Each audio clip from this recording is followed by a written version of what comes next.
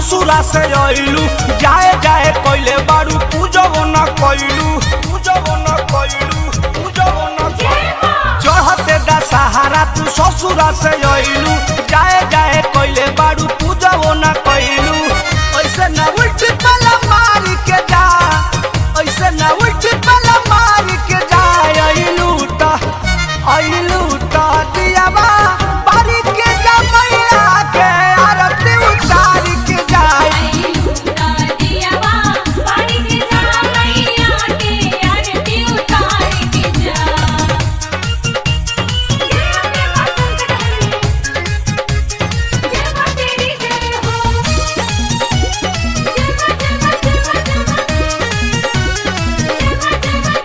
दिहे बरदान जान माई महामाई अगिला दशहरा दे गोदिया फुलाई जय मैया जय मां तेरी जय हो। दिहे बरदान जान माई महामाई अगिला दशहरा दे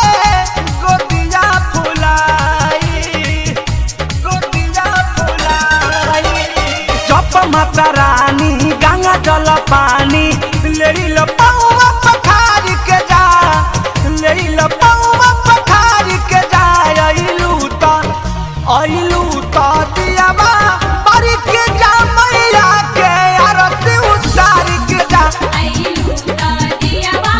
बारी के जा मैया के आरती उतार के जा।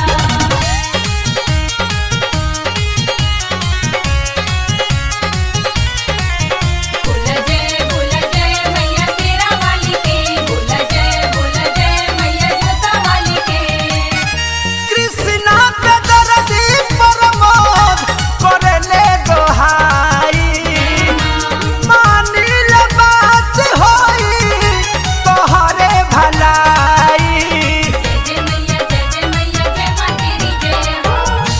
कृष्णा पे दर्दी प्रमोद करले दोहाई शंकर अशोक सोचस तोहरे भलाई मुकेश डॉक्टर पवन कहेले जवन दीपक के बात जन टार के जा अपू के बात जन टार के जा अइलू त दियावा बारी के जा मैया के आरती उतार के जा अइलू त दियावा